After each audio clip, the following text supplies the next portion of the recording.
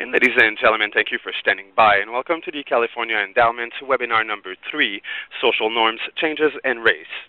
During the presentation, all participants will be in a listen-only mode. If you would like to ask a question during the presentation, please use the chat feature located in the lower left corner side of your screen. If you need to reach an operator at any time, please press *0. As a reminder, this conference is being recorded Thursday, October 14th, 2014. I would now like to turn the conference over to Mr. Jim Keddy, Vice President and Chief Learning Officer at the California Endowment. Please go ahead, sir. Yes, hi. Good afternoon, everyone, and welcome to the third webinar in our three-part series on changing social norms and building movements. We're very excited to have with us today Dr. John Powell, who will be leading the webinar on social norms, change, and race. The first two webinars were completed over the last couple months. The first was an overview of social norms change, in which Hadaway Communications, a firm that we've been working with here at TCE, highlighted some elements of successful norms change campaigns in the past. In that webinar, we also heard from our two senior vice presidents here at the Foundation, Dr. Tony Aiton and Daniel Zingali, who shared the Foundation's interest in norms change and how we see it as being central to our mission. And then the second webinar helped us think about health equity and norms change, and that was with Berkeley Media Studies Group and Lori Dorfman. So why don't we go ahead and move to the second slide with some housekeeping. So this webinar is being recorded. It's our goal to have all three webinars on the California Endowment website in the near future, and you will be receiving an email notifying you as to when we've accomplished that, working with our IT folks. Throughout this webinar, as we move through the content, you will be able to post questions and comments in the chat function, and then toward the end of the webinar, we're going to take some time and we'll ask Dr. Powell to respond to some of the questions that you have created as we go through the content, and I'll be acting as the facilitator there. And then again, this is just the reminder on the dial-in number, and if you are having any technical difficulties, there's also a number there you can use. Okay. So let me go ahead and introduce Dr. John Powell. Dr. John Powell is a longtime thought partner of the California Endowment. Over the last several years, he's helped us learn a great deal about the relationship between health and race, structural racism, and health equity. He is currently a professor of law and a professor of African American Studies and Ethnic Studies at UC Berkeley, where he holds the Robert D. Haas Chancellor's Chair in Equity and Inclusion.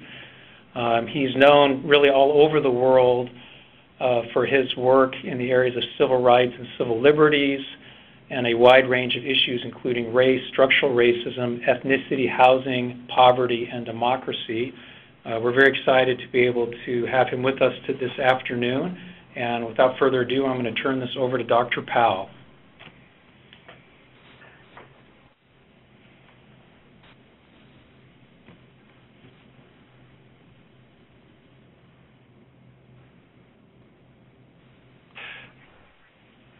And I apologize, this is the operator. We lost the line of Mr. Powell. Oh, okay. All right. I will attempt to dial back to him right away. Okay, thank you. All right, folks, I guess we're going to have to hold on here for a minute. Probably a little technical difficulty on our end somewhere.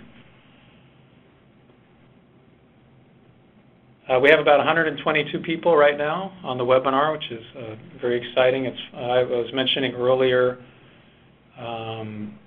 to our staff here, the folks who make this all happen behind the scenes, that it's always fun for me to be on one of these webinars because I can look through the list of folks who are on and see old friends and coworkers and colleagues.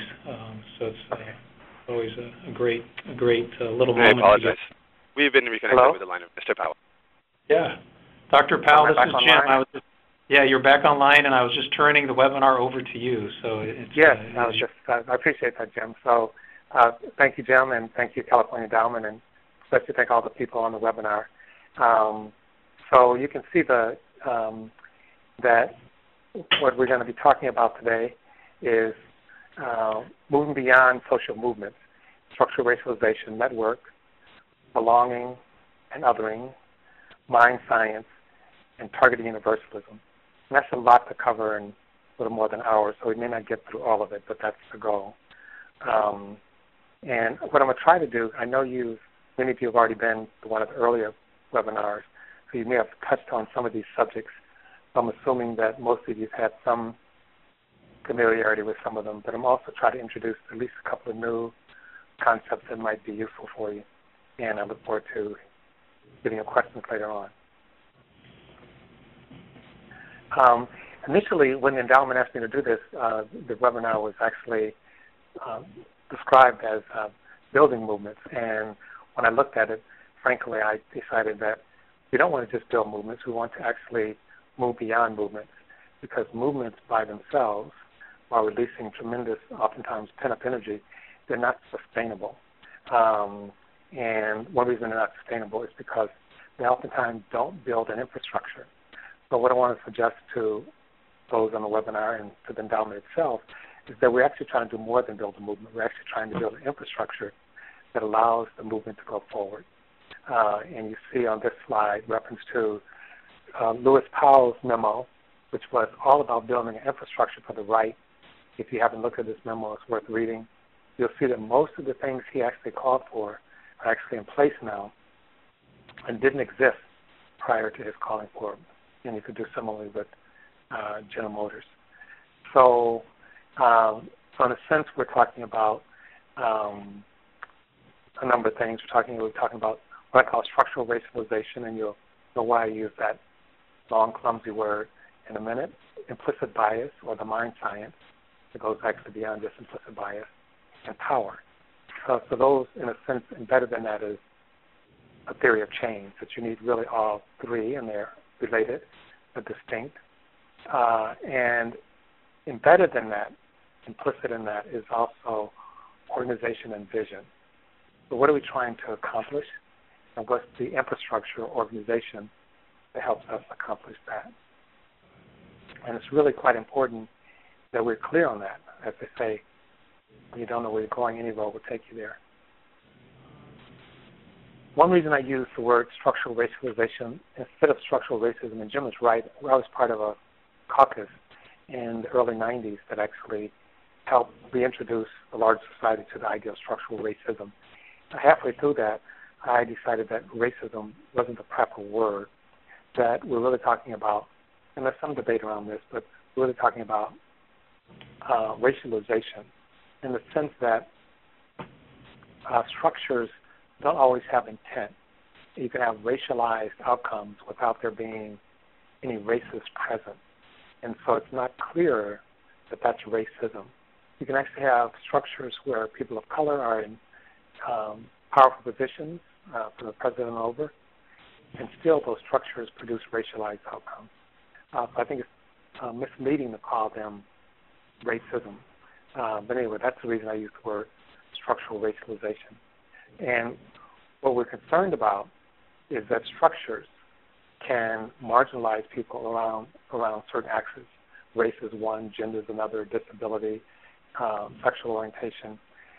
Structures also enhance people. So structures both can marginalize or enhance. They're almost never neutral. And yet most of our work focuses on individuals and not on structures. And so part of the thing, as we look at practices and norms today, is to realize the role that structures play, and later on that the mind science play in terms of reproducing those outcomes as well as those norms. One of the ways in which we think about structures is that structures are interactive. So whether we're talking about the healthcare system, whether we're talking about the way we structure neighborhoods, whether we talk about schools, they interact with each other. And because they interact with each other, it's not appropriate always to study one. We have to sort of think about them in relationship to each other. Now, if those of you who study complex systems, you'll recognize that structures sound a lot like systems because structures are systems. And systems are complex. They have feedback loops, which means you put something into a system, and it actually feeds itself back. It actually does something that may be beyond what you put into it. Think about feedback on a sound system, where the sound feeds back and amplifies. So feedback can cause a system to amplify and eventually destroy a system. That's called positive feedback. Or it can dampen what you put into a system, put a lot of energy and work into something, and nothing seems to happen. Sometimes the system absorbs those inputs in such a way that there's no substantial change. The absorption or amplification in the system doesn't have to happen at the place you intervene. So you have to look at the dynamics of the system and how it's actually adjusting to the inputs. Another important ingredient of the system is systems are emergent. And all that really means is that something comes out of a system that you couldn't anticipate by looking at the various parts. The system is not reducible to the parts. Another way of saying is that the whole is greater than the sum of its parts. So systems always come out with surprises. And this complex system comes out with surprises that, in some sense, no one can fully anticipate. New properties that didn't exist at different levels can be manifest in the system. One of the things that we often learn from studying systems is that, okay, since all these things are interrelated and they're complex, it means we need a comprehensive strategy. That's not what it means. Systems are complex, they are interrelated, but because of that, you don't need to do everything, and in fact, you can't do everything. So to intervene into a system is not calling for a comprehensive plan. It may be calling for a deep analysis, but you're looking for specific interventions, 2 or 3, that actually will populate across the whole system. Within a community, and we talk about systems, within a community, people exist in another system called networks. And so you can think of a network as who do you know? Sometimes I say, who do you call if you're in trouble? If you're a young black man walking down the streets in Florida and someone is following you in a car, they bombard you, you call your girlfriend. If you're a young white man or Latino driving behind someone suspicious in your neighborhood, you call the police. So our network is who we reach out to. And networks actually operate differently than individuals. And so we want to know if a community is doing well or not. It's not enough to look at the individuals in the community. It's important to actually look at the networks themselves. And I'll say more about that, but just like you can't reduce a system to its individual parts, you can't reduce a network to its individual players. And now when we do mapping, at times we actually map out networks.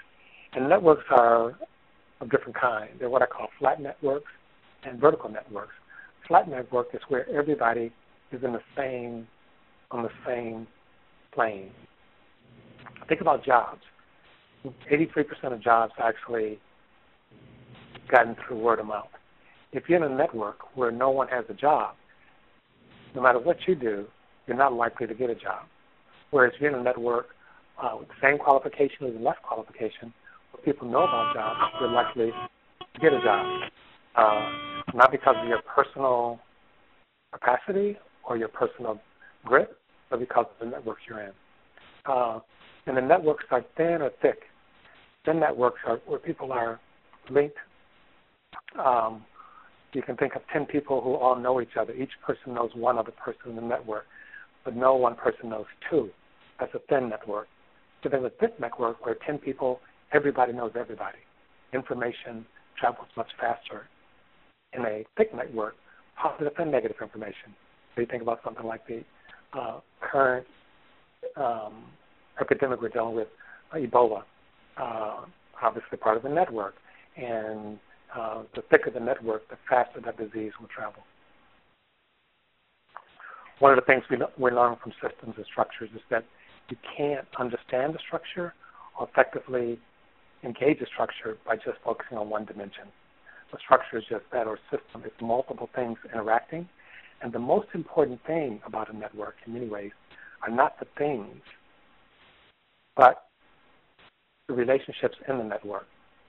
So we're not just studying the things, whether they're housing, taxes, or schools. What we really want to look at is what's the relationship between these different parts within a network. And the relationships are not static, they're dynamic, and they're not discrete. So it gives us a different way of analyzing problems. One of the ways that we talk about networks, and we started this when I was at Kerwin, and now it's taken off, and I know many of you will be thinking, give us some concrete examples. So here's a concrete way of operationalizing some of our understanding on networks. And we, as many of you know, started something called opportunity mapping. And opportunity mapping is where you look at several different things that contribute or retard opportunity and map them onto a geographic area, and then look at what populations are in relationship to those things. And we actually develop a composite of multiple indicators to decide if a certain area is a high opportunity area, very high, medium, low, or very low. And then overlay populations on top of that. And it's a very powerful predictor of life outcomes that actually move beyond the capacity of the individuals in those opportunity structures, opportunity networks. So an example would be a neighborhood. A neighborhood is a hub for a set of opportunities. A neighborhood is more than a house. It's also a school. It's also a park or not. It's also a grocery store or not. It's also transportation or not. All those things go into play. And unfortunately, oftentimes when neighborhoods are marginalized, a lot of those things are also underinvested in. So you look in an area where there's high crime. It's also an area where oftentimes there's a poor transportation system. It's also an area where there's food desert. It's also an area where the schools aren't working, all visited upon the same area. And those areas are oftentimes populated by people of color. And it won't surprise you if you look at documentary unnatural causes, is inequality making us sick? The very structure of those neighborhoods produces tremendous stress, negative outcomes, and bad health. Here's some concrete examples. And these are actually two different neighborhoods. One is Detroit, and one is a neighborhood in Columbus called Berkeley. I'm from Detroit, and this is some data from a few years ago, especially for African-American men, boys. Graduation rate under 25%. 60% will spend some time in prison. They're very poor bus service, although hopefully it's coming back. Difficult to find a job, not very safe, and difficult to find fresh food. And the neighborhood I used to live in Columbus, Bexley, when my stepdaughter graduated from school and she had a disability, still has a disability, 100% of her schoolmates graduated and 100% went to college. And there was nothing exceptional about that year. Almost no one went to jail. Not only was the bus service, it was free. It was also a magnet for capital, a lot of safe parks, and easy to get fresh food. So again, all these things interacting create our systems that create life outcomes. Detroit, overwhelmingly black. Bexley, overwhelmingly white. So there are different pathways to get to where we want to get to. And as we think about opportunities, we think about the pathways for those opportunities. And part of this is actually getting into what I'll talk about next, which is that we live in structures and networks, and these structures and networks are often interrelated. So Detroit is related to its outer ring suburbs, Texas is related to Columbus, but it's not even. So people are situated within structures, but they're situated differently. This is important for a number of reasons. I'll come back to this when I talk about targeted universalism. Oftentimes when we look at it, cultural difference or even personal differences are actually situational differences. So if we're trying to get everyone to the third floor and we have built an escalator, a person comes along in a wheelchair, an escalator doesn't serve them. It doesn't really say anything about the person in the wheelchair. It says something about the structure. So when structures don't work, one impulse is to fix people instead of the structures. And you can think of a lot of things. Think about something like a lot of the early programs related to black men and boys. We would say those structures weren't serving black men and boys, but then most of the work was designed to fix black men and boys and not the structures themselves, and very little focus on the relationship within the structures. Again, when we talk about structures, we could continue expanding on this list. Excuse me. Neighborhoods are a good way of thinking about huddle structures. And when I think of segregation, I think of people being segregated from opportunity. It's not simply black people being segregated from whites or Latinos or Native Americans or Asians. It's actually talking about how we distribute opportunity, racially and otherwise, and who has access to it. How we arrange structures matter, and the order matters. So it's not just lumping all things together. There's a particular set of relationship. What's first? What receives primary emphasis? And so we not only need to pay attention to the relationship, but the order of the relationship as well. Many structures are put in place, not surprisingly, by the government, but not just the government. We also talk about private. I don't think private is an appropriate term. What we call private is oftentimes corporate, and I maintain that there are 4 domains in society, not 2, public and private, but 4, public, private, the 3rd being non-public, non-private, and the 4th being corporate. I won't linger on that unless there are questions later. But a lot of the structures are put in place by collective action, either from government or the corporate sector. And many of these structures, at the time they were put in place, were oftentimes almost explicitly racialized. So when you think about suburbanization, which led to sprawl, which led to defunding of schools, which led to really desegregation. So segregation is actually an interesting way of thinking about a feedback loop in a structure. Despite the fact that we have a national consensus in favor of integration on some level, we continue to be segregated. Despite the fact that we have hundreds of policies and legislation, and any job you go to will say everyone's welcome to apply. We look at our jobs, our housing, our schools, our prisons, and they still are largely segregated. How do we explain that? And I would suggest that part of it's historical, but part of it's just the dynamics of these structures that we put in place. We suggest that when you look at a structure, there's oftentimes no one person to blame, and maybe no one person, not many people to blame, but the structures take on a life of their own. Now, some people argue that, well, people are part of structures, but sometimes they clearly outrun the intent of the people. So they, because of emergence, because of dynamics, and because of feedbacks, sometimes structures do things that can't be reduced to the individual, certainly not at the conscious level. It doesn't relieve us of responsibility. It means that we have collective responsibility. I'll give you a concrete example. Climate change. I live in California now. We haven't had water in the last few years. No one's intending for us to have a drought, and no one's intending for us to have climate change.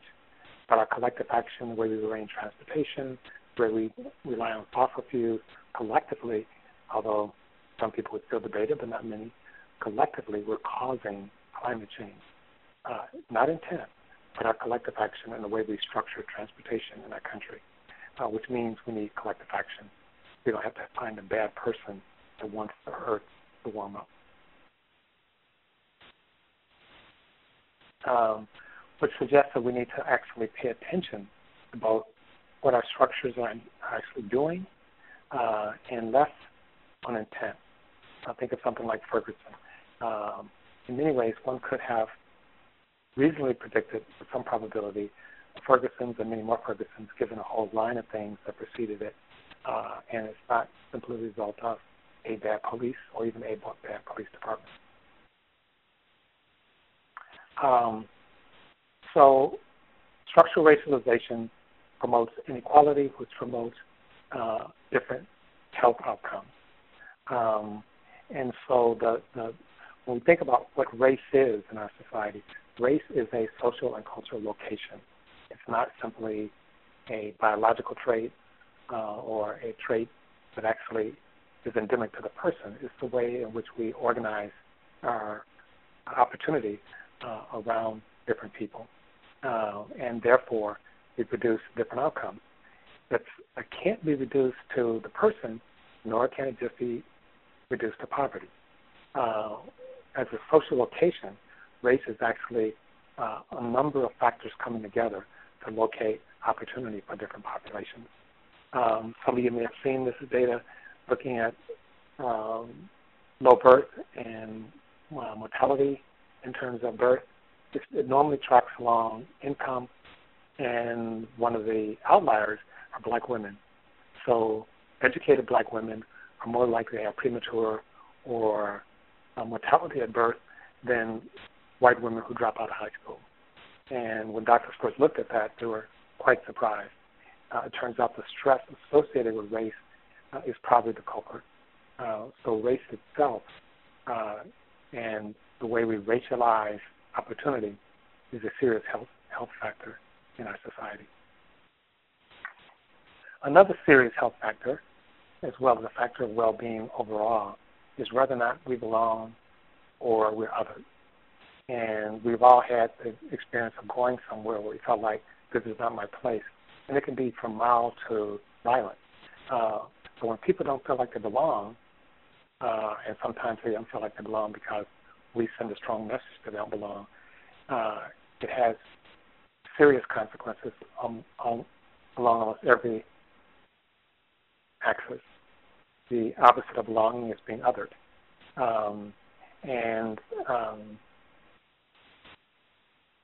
So this is a Benjamin Franklin effect. That is, we tend to hate people we treat badly and like people we treat well, which says that the practice of treating people badly, if we don't start off hating them, will actually cause us to hate them. The very practice itself, the very practice of othering people will actually cause us to actually despise those people.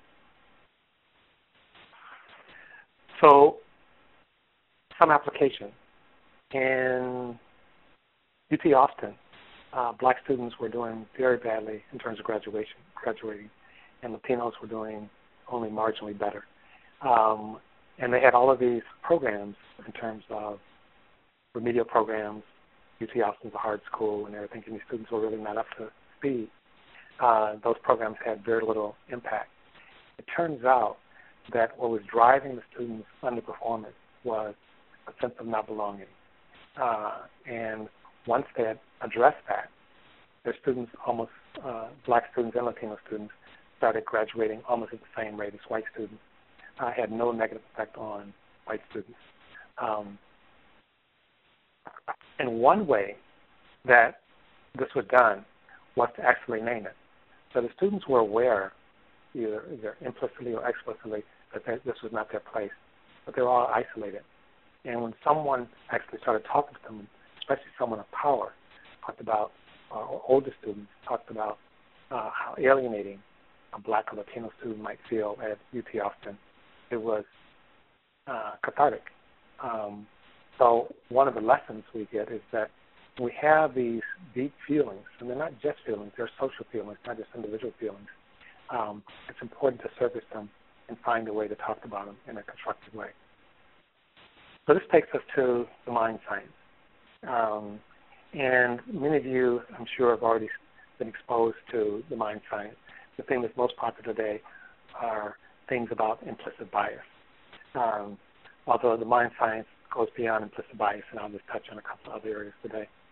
The important things, or one of the important things, is that the unconscious is huge. We used to think of the unconscious as where we put our dirty laundry. That's the way Freud thought of it. Now we know that we process about 11 million bits of information a second. During that same second, the unconscious, we process 11 million bits of information unconsciously. So in that same second, we only process about 40 bits of information consciously. So basically, almost all the work that we're doing terms of feelings, in terms of categorizing, in terms of making meaning happen at unconscious level. And the unconscious actually speaks a different language than the conscious. So if we're going to be effective in terms of moving norms, moving policies, we have to learn the language of the unconscious.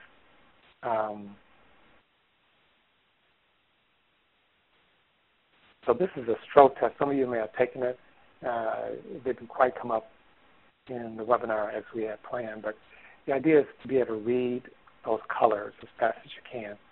And when they're coming up one at a time, what we find is that when the color and the word are inconsistent, it's hard to read them. It's harder to read them. There's a dissonance between the conscious and the unconscious. This is the basis for the implicit association test, which you can take online. And the way it shows up with race and gender is that if you see a trait that doesn't fit with a visual category, such as smart, hardworking, and in the face of a black man, it's harder to read those words. And we all have implicit biases. We can't simply get beyond them. We can't simply control them, because what we were talking about is that 40% that comes out of the conscious, and it's much too small. So we'll talk in a little bit about how you begin to deal with those. The unconscious does a lot of things. So if you look at the shape, most of you probably see a triangle, and it won't surprise some of you to know there is no triangle here. The unconscious fills in the gaps. We don't like gaps. The mind doesn't like gaps. So it sees what it expects to see, not simply what's there. There's no way to just see the world as it is, even though we'd like to think it was otherwise.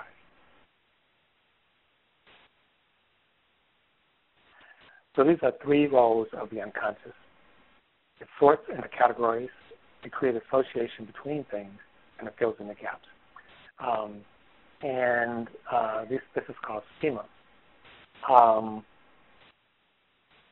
And it does it very fast. The unconscious is fast, the conscious is slow. We can't live without the unconscious. We can't subject everything to consciousness. We simply would not survive. So most of the time, this is a positive thing. It helps us survive. But sometimes it's inconsistent with the unconscious is inconsistent with our conscious values or beliefs. And then there's a problem.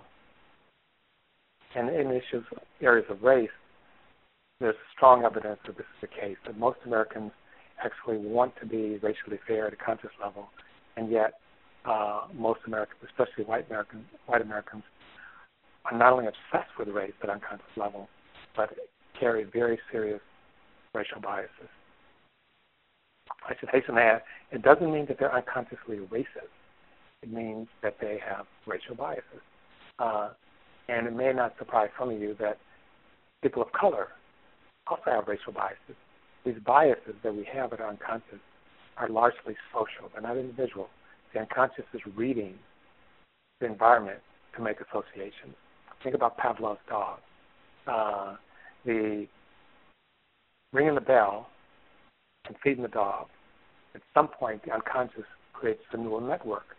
And when we ring the bell, the dog starts salivating. In a sense, when we see social things happen over and over again, habits in the physical, conceptual world, the unconscious creates a causal connection. And we all breathe the same air, but we're situated differently, so we make meaning of that somewhat differently. So we're going to try to show you a video now.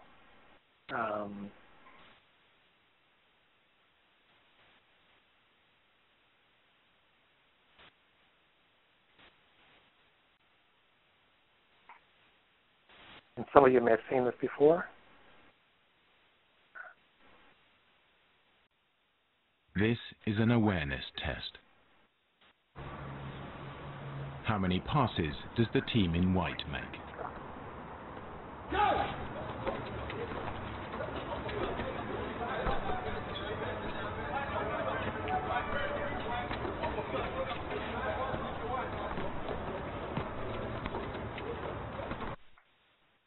The answer is 13. But did you see the moonwalking bear?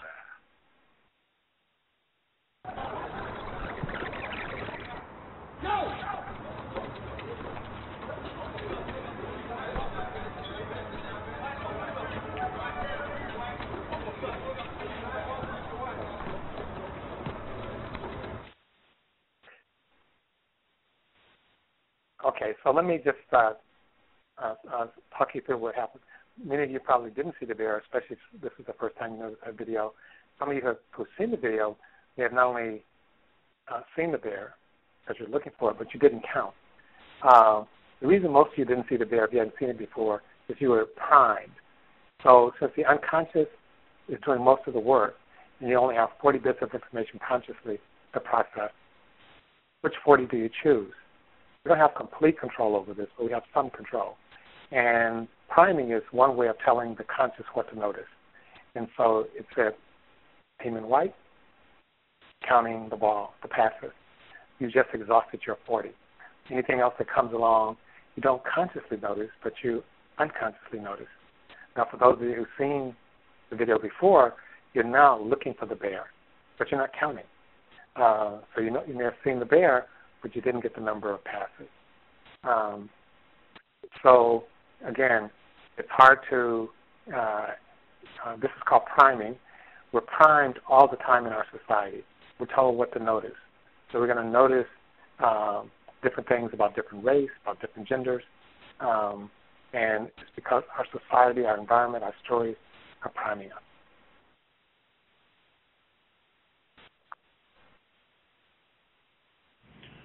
Dr. Powell, this is Jim. Let me just jump in real quick and remind folks that if they would like to offer questions that we'll take up in a Q&A section here in a little bit, please enter them into the chat function, and we'll keep track of them, and when we get towards the end of this, we'll ask Dr. Powell to respond. Just reminder on the chat function and questions. Thank you. So you see, hopefully you see two circles on your screen now. One of them is large, one of them is small. So if you close one eye, you still see these two circles. This is actually to help you see your blind spots. We all have many blind spots, but we normally don't notice them because the mind fills them in. So what I want you to do is cover one eye and get close enough to the screen and then stare at the smaller circle. And you may have to adjust your distance. But if you just stare at the smaller circle, out of the periphery of your eye, you'll notice the large circle disappears. It goes into your blind spot, and then it comes back. So, again, we all have blind spots, but we don't see them. The mind fills them in. So we're not seeing the world, and we're not capable of seeing the world as it is. Now, to some extent, what we fill in and what we see is what we expect to see. And this is largely given to us socially as well.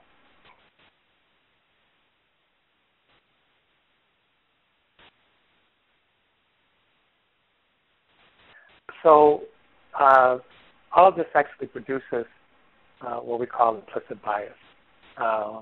Again, it's not because we're bad people. It's because the way we're wired and because of the cues we get from our larger society. And if we're going to change our norms, we're going to change how we see people unconsciously, we can't just do it by dint of being good people or dint of conscious effort.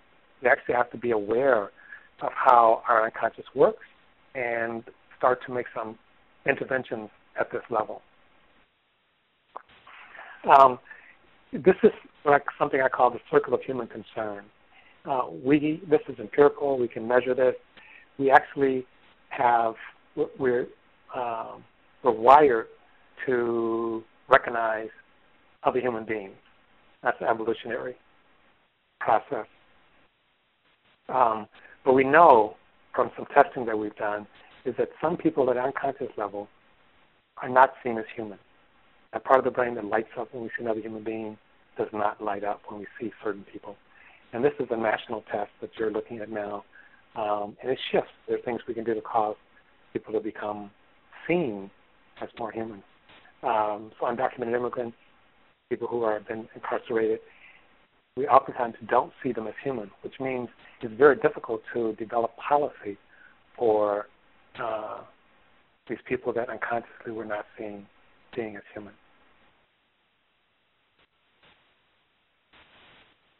Sometimes, again, people try to think, well, I'll just be super conscious and be conscious of what my unconscious is doing. It's not possible. In fact, intelligence itself is association.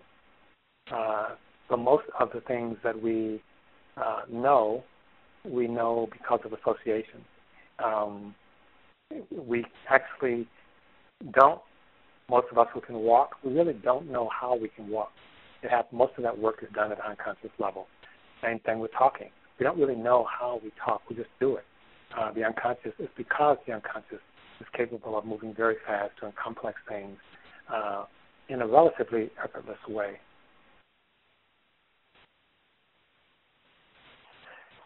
So in the area of communication, we can actually use messages. These messages actually not only we impose what we want to see on the world, but we also describe it in different ways. So many of you may have seen this. This is after Katrina. The first picture, the writer described it as a young man looting, and the second one, which are reflective of white people, the people are finding. There's nothing in the picture to suggest one or other behavior other than the race of the people. So we have these associations, and so what we believe is what we'll see and how we describe it. Increasingly important is also that in terms of media and the news, when something described to us, we're likely to reinforce how we see it. So if you only saw the first picture, it would reinforce the assumption that people of color steal while white people don't, or are less likely to. You can go online and take this. It's called the shooter test. Basically, they show very fast photos of black and white with something in their hand. It's a gun. You're supposed to shoot them. I'm not much into violence myself, but anyway, that's the video. If there's not a gun, you don't shoot them. And what we find is that people overshoot the black person. That is, if you have a wallet, a banana, looks like a gun, if a black person's holding it, undershoot the white person because we're bringing something to the world. We're not just taking something from the world.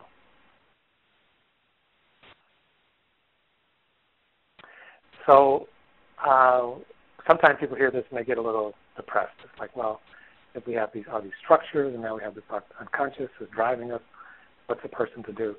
The good news is there's bad news and good news. Maybe that's just news. First of all, race is a social category, which means we do something dynamically to both create the category and give it meaning. It doesn't exist by itself. It doesn't exist. But then one could push a little further and say almost nothing exists by itself, so that's not very unique to race. The fact that we categorize seems to be hardwired. What those categories are and what those categories mean is soft-wired. It is, so there's no natural category of race, and there's no natural meaning of race. That is subject to change. It can change all the time. And there's strong evidence that race, as we understand it, didn't exist for most of human history. And the way we think about race today, I would say, really took off after the World War II and is constantly being changed. And I think the way we do race, because it is a practice, will radically change in the next 20 years. Just going back to the circle of human concern. So again, you can see that this is called the social cognition test. If you think someone is competent and you like them, they fall into one quadrant. We like them a lot. We want to hire them. We want to hang out with them. It's our posse. There's some people that we think are smart, but we don't like them. And then there are people that we don't like and we don't think they're smart. Those are the people who are outside the circle of human concern, the people who are despised, and we don't see as human at unconscious level.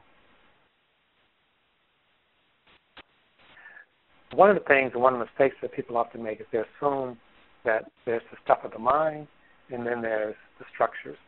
It turns out that structures and the unconscious are in a constant communication with each other. It's almost impossible to totally disentangle them. And as I suggested, both are reflective of our environment in some way, our social environment, and it's not where you find the most pronounced individual expression.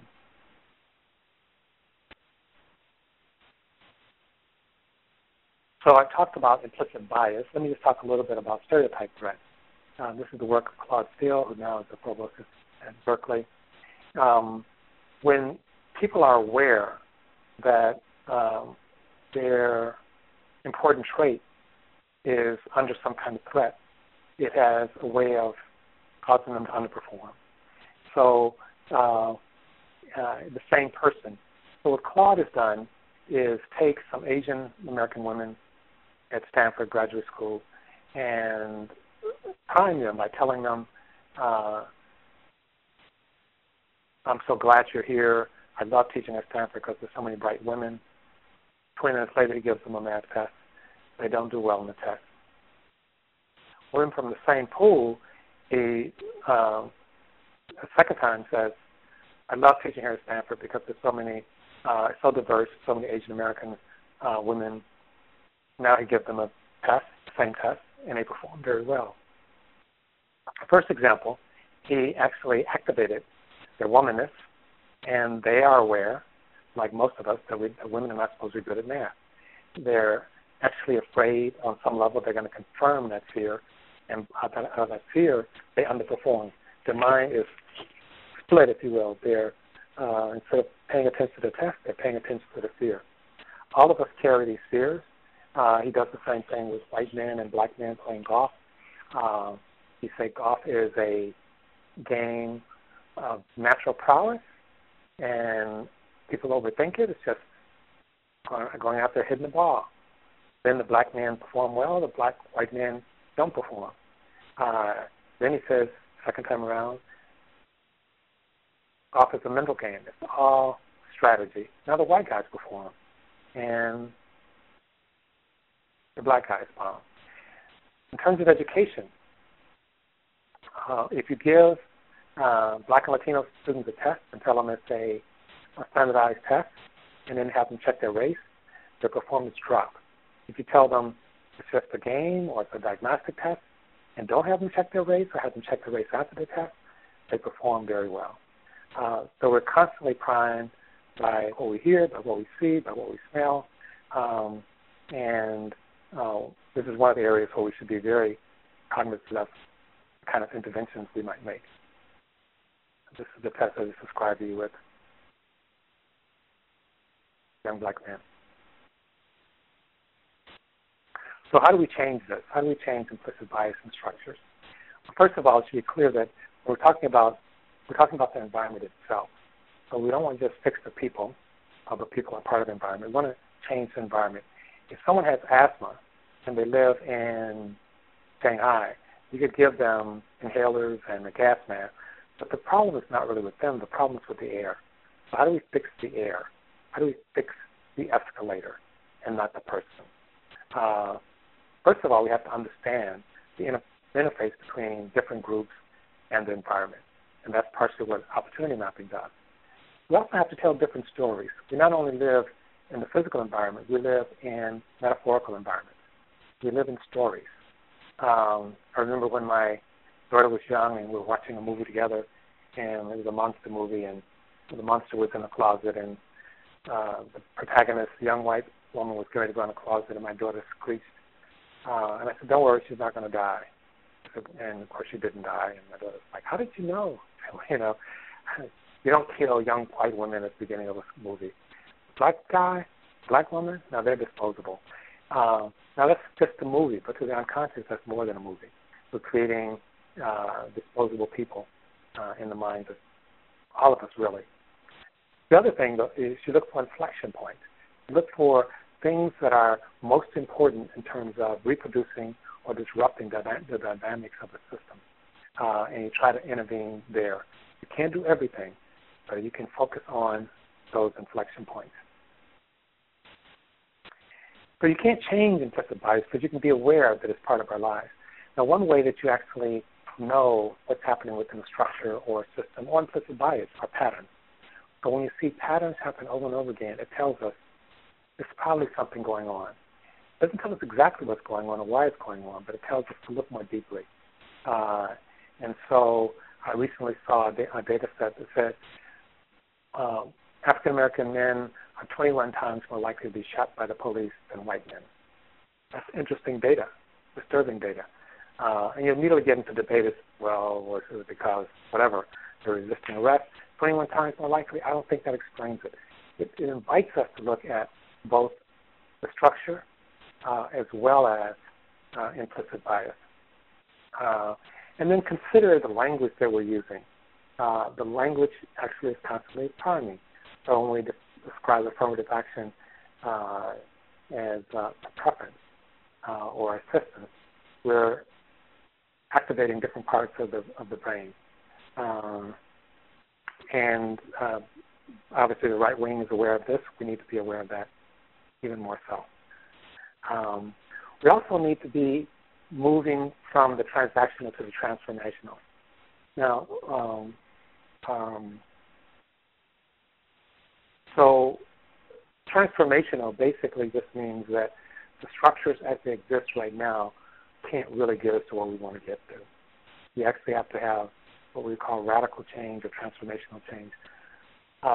Transaction is really trying to negotiate the structures as they are. How do you help the guy get on the escalator? Leave the escalator in place so we can give the guy braces, some crutches, and say good luck. Ultimately, we need to do both. We need to make our transactional interventions align with our transformational vision or goal. And we need to make sure that power is part of the thing we need to deal with in terms of transformation. And then as we think about new structures and systems, think about the emergence difference that they'll support or not.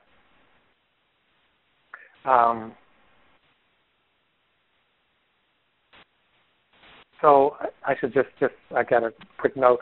We have about 10 more slides, so it's about 10 more minutes, and then we'll open up for questions. So I've been talking a lot about structures. So one of the things that's very important in terms of understanding structures and systems and people is how people are situated within structures.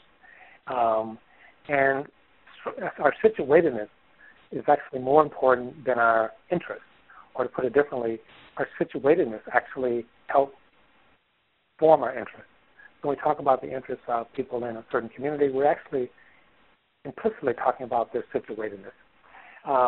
And I talk about this more explicitly in something I call targeted universalism. And targeted universalism is both a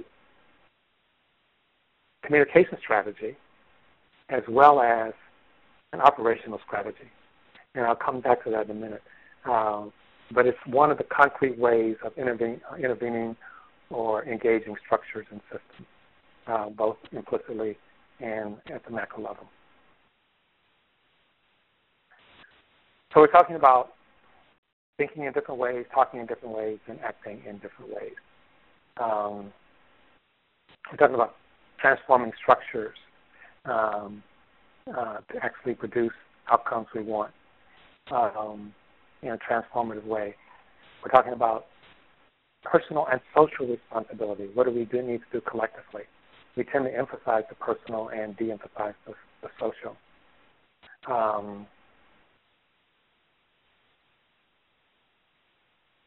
We need to be aware of the policies and assumptions we're making, and those policies carry with them. I oftentimes say be soft on people and hard on structures. Now, obviously, there are some people who deserve to be hard on. But the vast majority of Americans are moving toward less explicit racial animus. I would even say gender animus and other things consciously. But the structures that they support, that we support, and sometimes what happens at the unconscious level it's not moving in the same direction. In fact, there's some indication that we're actually more anxious unconsciously now on race than we were 10 years ago. And I think that unless we're careful, that will continue. Also focus on relationships and building collaborative to actually move structures and looking for those strategic interventions or inflection points. Be careful of the language that we use. For example, I tried to stay away from the word minority. I'm not sure what that means. Are we talking about numerically? Are we talking about sociologically? Are we talking about power? There's very little to indicate that we're moving to a place where there will be a major shift in power based on race. And there's something suggesting that our racial categories themselves may not hold, so we shouldn't be so sanguine that we're moving to a place where whites will no longer be the numerical majority. However, that's important or not. But in many places, we already have no racial majority. That's certainly the case in California. Certainly the case in, if not today, then tomorrow in Texas and many other places. But it has not, in most parts of America, produced a positive program. We need to name the problem, which means understanding the problem, but in a constructive manner. So I talked a little bit about anxiety, about implicit bias. It doesn't mean that we will call it implicit bias, but helping people to sort of see there are other factors at play that, in fact, sometimes may be the major factors at play in terms of outcomes of people's lives. I talked about the students at Austin. It was helpful for them to have someone name their experience. Sometimes we think people have all the information they need about their experience, and we just need to honor it. Turns out that's actually not true oftentimes. People we can help in terms of helping give language and situating people in a larger context. So I want to talk a little bit about target universalism. So target universalism actually moves beyond disparity frames. We know from a great deal of research that when we don't contextualize discussions of disparities and the targeted group is stigmatized, that focusing on disparities drive people away from those groups, drive policies away from those groups. I'm not saying we shouldn't have disparities as an analytical tool, and I'm not saying we should not talk about disparities. But how we talk about it, how we situate it, actually matters a lot. I prefer to actually talk about it in the context of target universalism. So what does target universalism mean? It means where we can to develop universal goals shared by all, or virtually all in the community, but targeted strategies that are responsive to our situatedness, especially those in marginalized communities. So it doesn't, and oftentimes what we do is we adopt universal strategies.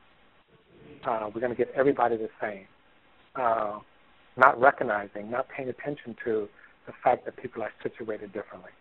Or sometimes we just want to have targeted strategies.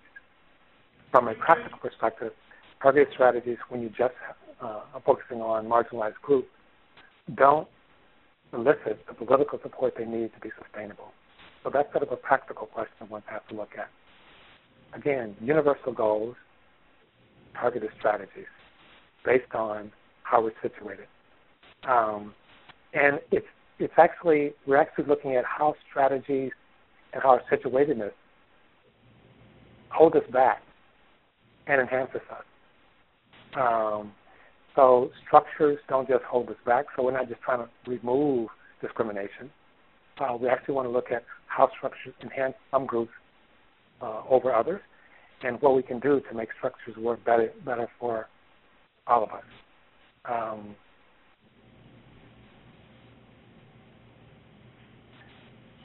So target universalism, again, is based on structures and relationships. So recognize the interrelatedness, recognize how we're situated differently, and recognize that some groups are more marginal and need to be focused on in more particular ways to actually get to the same outcome.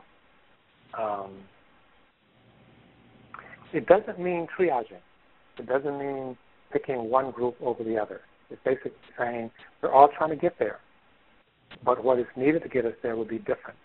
and some groups will need more than others.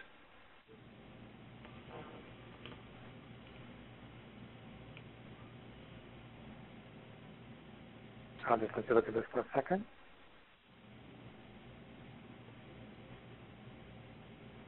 These are some concrete examples from education.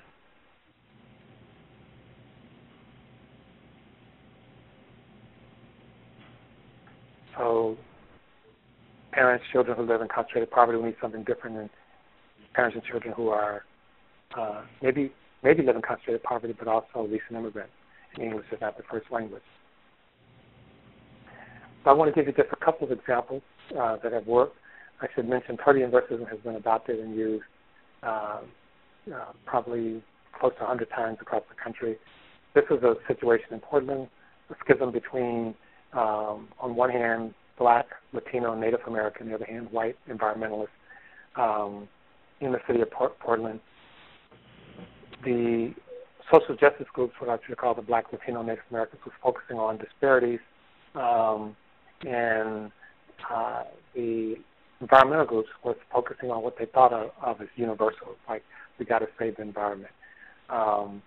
And they were at loggerheads with very poor opinions of each other. And I introduced the concept of targeted universalism. When Blacks and Latinos and Native Americans were saying you got to focus on the disparities, environmentalists read that as you only care about yourself, you don't care about these larger issues.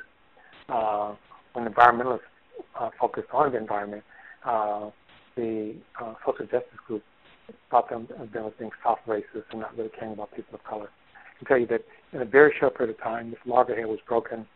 I know you can't read all the text in the slide, but you'll have this. And we got them to change the language, but more importantly, to change the way the Met Council was making decisions affecting billions of dollars. It's very important in terms of targeted universalism that the goal is not simply what white people have. So an example, Blacks have been asking for to close the gap in terms of homeowner participation rate between Blacks and whites. White homeownership rate is actually low in Portland. It's about 66 compared to 75 in the country. And whites were not feeling like they were doing all that well.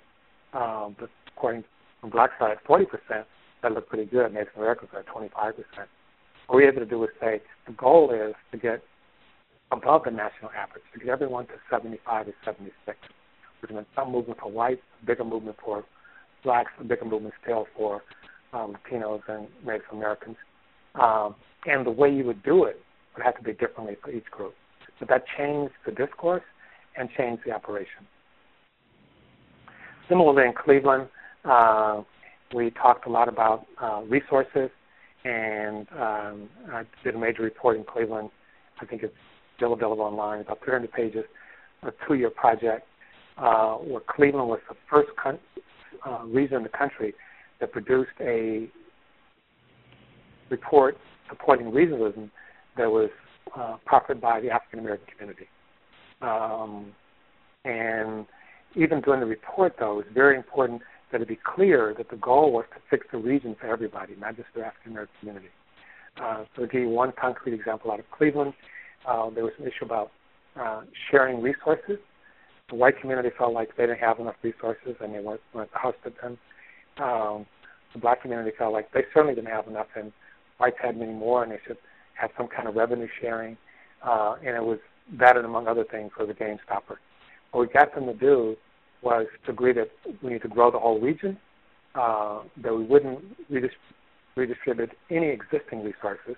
We would distribute new resources, not so that whites wouldn't get any, but they'd get fewer, and Blacks in the city and would get more, starting in, I think we said, 5 years. The short of it is that once we got the agreement in place, built some difference in relationships, they started sharing right away. They also stopped poaching, that is, stealing each other's jobs. But again, we use the target universalism framework to get this work done. And many of you know about Jobs for Janitors or Janitors for Justice. One way in terms of creating less tension with the Black and Latino community around unions was to actually figure out how to bring Latinos, especially undocumented, into unions, and very successful programs. So the interest of Blacks and Latinos was not just cultural, because they were situated differently within structures. Once we changed that, much of their tension went away. So just to recap very quickly, so we're talking about being aware of opportunity structures, how they operate, who they operate for, who they leave out. Neighborhoods are a powerful way of sort of thinking about opportunity structures and thinking about how these structures distribute and don't distribute fair outcomes. There's another example. In Cleveland, we were able to get, we noticed that Black businesses in Cleveland grew at a very different rate than white businesses, largely because of access to equity. We were able to change that, and they started growing at the same rate as whites. So achieving a transformative change requires power and organization and collaboration, understanding communication and analysis, and embracing systems. So some of the things that we didn't get to today, and they're still missing, but we've talked enough, is what I call ontological or collective self-anxiety. And we know that the anxiety, even for Democrat or moderate whites, is actually going up at unconscious level. It's actually going up quite fast. Diversity at unconscious level actually creates anxiety. It doesn't create kumbaya. And the right wing has figured out how to use that. And this is colleague Ian Henry Lopez's book called Dog Whistle Politics. They've actually stoked this anxiety to create neoliberal policies and divest from the public sector. They're not doing it because they carry personal animus. They're doing it because they want to weaken the government in favor of business. So they're using this anxiety as a pawn. We largely have not leaned into this discussion of anxiety, ontological anxiety, in part because we're afraid it leans into something related to spirituality, which, from my mind, is okay. So I'll time left, entertain questions or comments. Great. Yeah, thanks. Thank you so much, Dr. Powell. That was a huge amount of content in a short period of time and very thought-provoking. So we're going to go ahead and now take some of the questions that we saw in the surface during the webinar. Before we go there, Dr. Powell, I was curious if you might comment on the role you see Ferguson playing in sort of the national debate over race. You know, as I think we all saw yesterday, folks getting arrested in Ferguson, including Cornel West and some of my former colleagues who were out there. Where do you see Ferguson connecting with in this conversation? Well, a couple of things. Thanks for the question. I have a blog, and I did a thing on the Amy Goodman show on Ferguson that may be worth your listeners taking a look at. But you know, this is sort of a sideways of answering your question. I was up in Seattle, and Seattle has had something like 6 superintendents in the last 10 years. And the last one just resigned to take a lower-paying job. And so they're trying to figure out, how do we find the right person? And I spoke at their start of the school year to all the administrators and board. And I said, then the problem is not the person. You know, you're looking for the right person. There's no right person. The problem is the structure. We have a rotten structure. If 6 people leave in 10 years, stop looking for the right person and try to figure out what's the structure doing to drive those people away. So in terms of Ferguson, I think we have a pretty rotten structure. And it's a structure that we've been building toward certainly since the war on drugs. We watched the population in prison, largely black and brown, increase by tenfold. And then if that wasn't bad enough, we also had law and order. I mean, I'm amazed today talking about culture and social norms. You can turn on during prime hour, there are 5 police programs on at any given time. And in the 1970s, there would have been none. And it's all profoundly racialized. Then you add to that the fear, and the fear that police feel, and the whites generally feel of blacks, is fear. I mean, they do feel the fear. It's not necessarily well grounded, but they do feel it. So when they said they was afraid of this black guy, it's like, yeah, they're afraid of any black guy, not a black guy with a gun, or, by the very fact of being a black guy, they're afraid. Unfortunately, though, I think the conversation has, at some point, almost expectedly gets derailed. So the question is the policeman a racist or not? As if that's the key question, as opposed to, do we have a profoundly racialized system? And do we have a system that growing racial anxiety? And do we have a structure? I mean, you have a system where you say the city is going to maintain itself by writing tickets. So you just incentivize stopping people because that's the only way the city is going to survive. You also have a system where blacks are moving to the suburbs at a pretty high rate, and there's not an infrastructure, cultural, social infrastructure. So it's almost a perfect storm. And it's one more opportunity for us to have a real sophisticated discussion about race, about structures, about implicit bias. But it's largely lost because what we do is we have really a repeat of the conversations that we had in the past. And I'm concerned, right? I mean, the grand jury doesn't look, from my perspective, all that good. I mean, it's just fraught with problems. And then finally, I'll say that, we almost need someone. It's not a middle ground, a different ground, holding a different ground to actually help us move to another place, to agree that regardless to what happened, we have a problem. Regardless to why this particular incident happened, 21-1 is a problem. The loss of any life is a problem. And can we do it in a way that starts to move everyone into the circle of human concern? I don't think we're there yet. Great, thank you. So here's a question from the chat box. With popular movements like Black Lives Matter springing up that prioritize naming and understanding specifically anti-black racism, how do we work collaboratively while highlighting specific ways that oppression or marginalization show up for people? Or how do we have people of color movements or multi-identity movements that address multiple issues without erasing disparities? So, great question, and it's a hard question, but two things. I think, as I suggested earlier, I think disparities are important as an analytical tool, and they may be able to be used in terms of communication, but you have to be quite careful if you're not talking to yourself.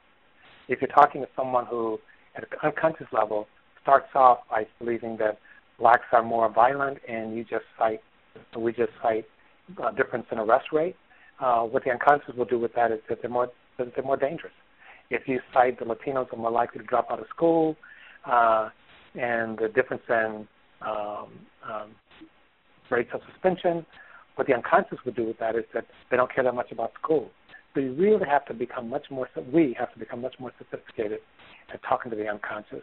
Part of it means is being aware that those unconscious tropes already exist, those associations, and just hammering the statistics by themselves is actually not a very useful strategy. I'm not saying you walk away from the statistics at all, but I'm saying be aware of the operation. There's another problem that's actually quite complicated. If you look at where we are as a society, the gold standard in terms of doing well in our society in the 1970s was white men. By some accounts, white men, in terms of their income, social mobility, and other things, are stuck in neutral for almost 40 years. So as a group, they're not actually feeling particularly that they're doing all that well. I'm not saying one should just focus on them, but it's information to be aware of. It's really the elites, and the elites have been able to use it. The economy has doubled in size since the 1970s. Where's all this money gone?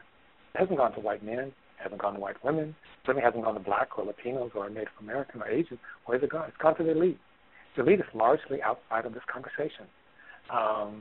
So when we talk about race, I feel like those of us involved in racial and social justice really talk about the disparity between blacks and whites, and the elites are not, in a sense, are neither. And then when you have the large social justice groups talking about the economy, they don't talk about race. So there's this big gap that we need to fill. And fill in a way that actually, yes, allows the overtelling of stories of marginalized groups, but the telling of all the stories. Mm-hmm. Dr. Bell, we have a couple of questions here related to children, which I thought I would try to put together. One is, how does the familial influence affect children as they grow up, and how they implicit bias and race?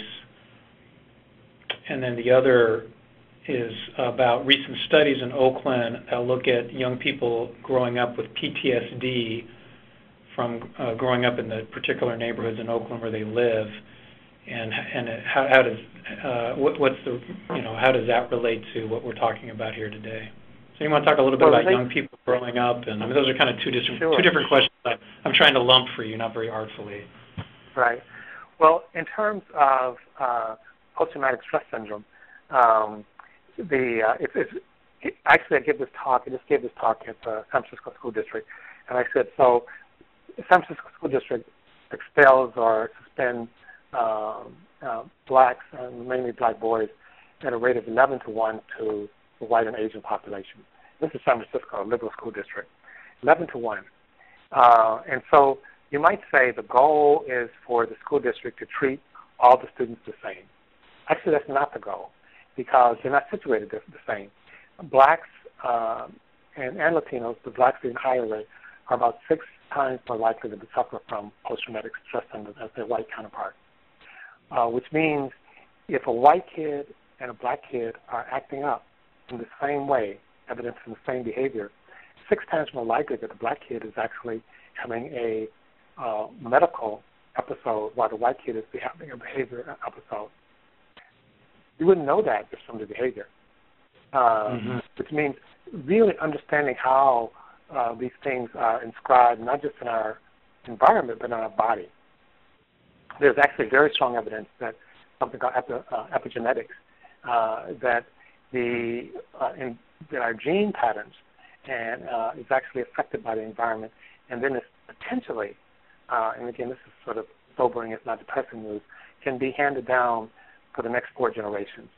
Now none of that's beyond repair, but the repair that is required is quite different than the intervention that one might make in a child who wasn't dealing with this. When we look more carefully, we find that not only is our prison population concentrated in a few zip codes, so are children who are most likely to experience post-traumatic stress syndrome. So it's a physical, biological, psychological thing, all interacting. So first is to really understand that. And some schools are starting to have stress counselors because most teachers and counselors are not designed to deal with this. You can't tell a kid who's suffering from this just to sit down and shut up. And going back to the family, there's a new book called The Great American City by Robert Sampson at Harvard. And William Julius Wilson wrote something recently as well called More Than Just Race. And then he tries to do a comparison between what he calls cultural and family influences and structural influences. I think it's unfortunate terms, and he has used some language. At the end of it, they both conclude that the structure is much more important than family. Not that family is unimportant, but even the way family responds is largely structural. And again, there's very strong research showing that middle-class children who live in highly distressed communities, highly concentrated communities, actually are more stressed out on average and perform less well on average than their counterparts who are low income that live in high opportunity communities. So families are important, but families are embedded in larger structures. So, and when we look at families, we have to be very careful that we're not just blaming the family for being in those very toxic structures. Yeah. And it's profoundly racialized. We're mainly talking about the experience of Black and Latino kids.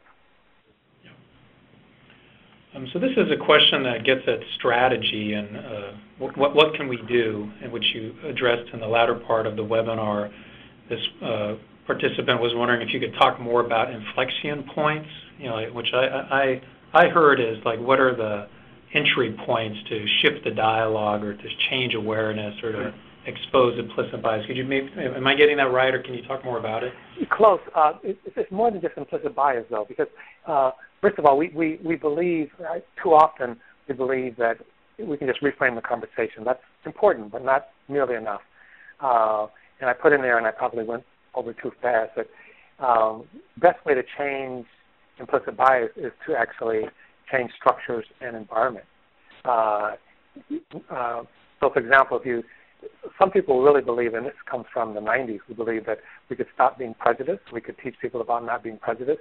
We could tell people they are prejudiced. None of those things by themselves will actually reduce prejudice. In fact, there's some indication that will actually increase prejudice, just push it further beneath the surface. So what do we do? So, for example, if you don't think women are good at math, where do we get that from? Well, I've never seen a woman math teacher. When I look at television, when I read stories. So we can actually ring a bell and instead of feeding a dog, have a woman math teacher. We can create new associations. Now, there are hundreds of associations we're getting. Most of them we get from outside the family, from television, from stories, from songs. But the mind is constantly making these associations. So we need to start being conscious of that. There are also things we can do in terms of structures themselves. So to give you an example, working with the Oakland school system, there are certain things, even before we get to what I call preconditions and then inflection points. So Tony Smith, who is the superintendent of schools, asked me to come to the Oakland school system and look at what's happening in the school system. Tony had been reading a lot of my work and was trying to apply, super bright, super committed, became not only a colleague but a friend. First of all, he had 125 strategies that the Oakland school system was trying to use because he was looking at systems. It's like, okay, we have to do all of these things because they all matter. They do all matter, but you can't do 125. You need to do 3 or 4. That's it. And then as those 3 or 4 start to take roots, you can figure out the next 3 or 4. So what was the first one? Well, there was a perception that violence was rampant in the school. The perception wasn't totally wrong. It wasn't totally right either. There was violence in the schools. It wasn't as nearly as pervasive or as widespread as people thought. In a sense, it didn't matter. Most people thought it was. It had the effect of being pervasive and widespread. And that until you interrupted that, both in terms of fact but also in terms of perception, you're going to have a school system that was constantly shut down. And so we talked about that. And there are a number of things you can do about that in terms of, and some of the things are counterintuitive, right? So one thing is, let's put more police in the schools. Probably not the right thing to do, especially police in uniform. Because police in uniform is saying, it's like when you drive into a neighborhood and says, drug-free neighborhood, figure, okay, this is a neighborhood that's infested with drugs. That's how I interpret it. I live in San Francisco, some of you may know San Francisco, right across from Dolores Park. First of all, there's probably drugs there, but there are no signs saying drug-free neighborhood. My point is that just having a uniform is making a statement to the students. So literature, we know, yes, you want a safe school, but also you want the police there as an extension of education, not as an extension of the criminal justice system. Because if they're an extension of the criminal justice system, you're basically saying all the students are subject to the criminal justice system. So I could get very granular, and I don't have time, but my point is that sometimes you're making interventions into the system. And in this case, and we looked at this for almost a year. It's like, okay, what are the things, because they're sometimes counterintuitive. So you make an intervention, you watch. Is it having the kind of effect? Because you're ultimately concerned about outcomes. You're not really concerned about changing people's minds. And if you were concerned about changing people's minds, some way the best way to do it is to change behavior or structure, not to sort of, that's not a psychological thing. So another, and I've written about this, if you know people are seen as outside of the circle of human concern, that tells you a lot. That tells you that's the first strategy. I've argued that you can't propagate effective strategy for people who are despised. And it's not that the policy is going to save money. It's not that it's efficient. It's not that it's cost effective. People don't care. People are willing to tax. Literally, they had asked people two sets of questions.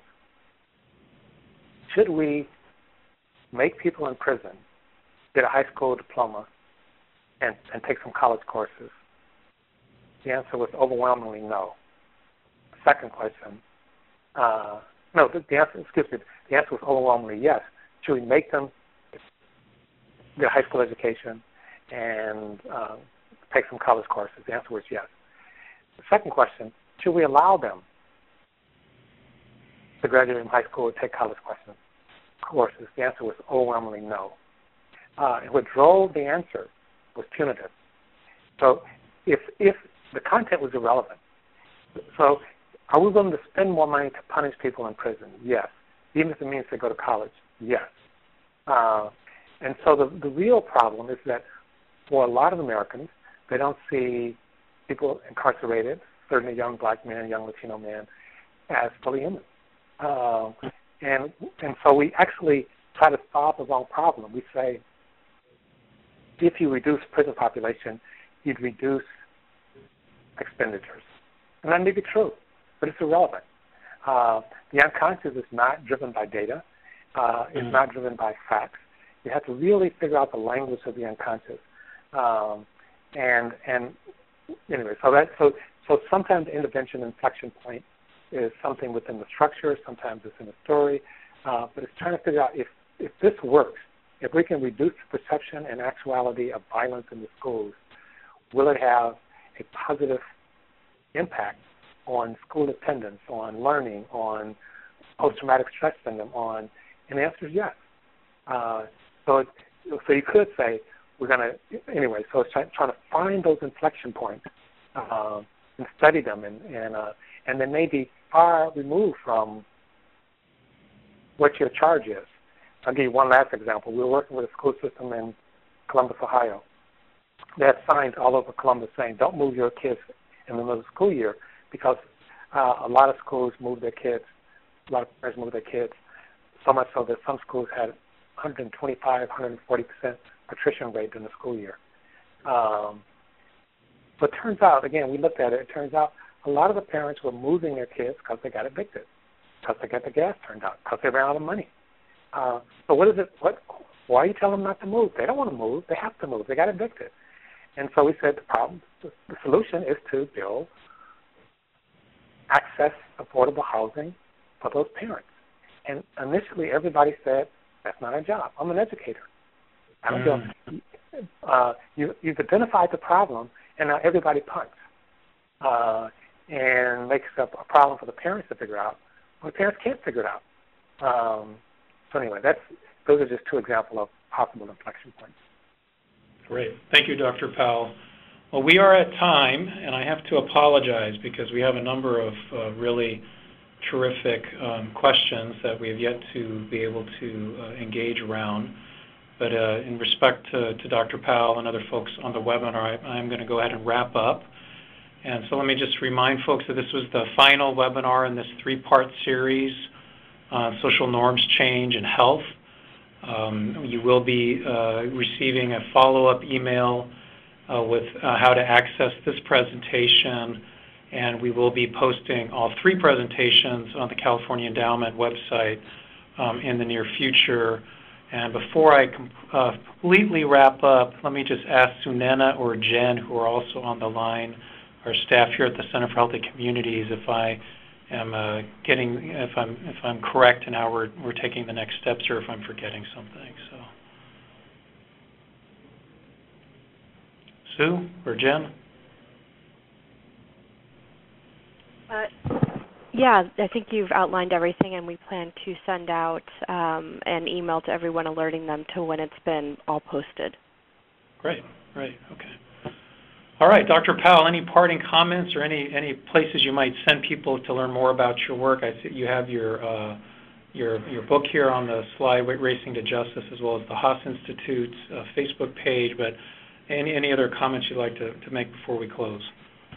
I guess I'll make two, or maybe three. One is just thank everybody for the work they're doing. And I know this is, we're in a sort of this rapid learning period. And when I was at Crow, my staff used to just cringe because I come in and say, okay, we got to do stuff around structural racialization. And just when they were getting comfortable with that, it's okay, we got to get into implicit bias in the mind science.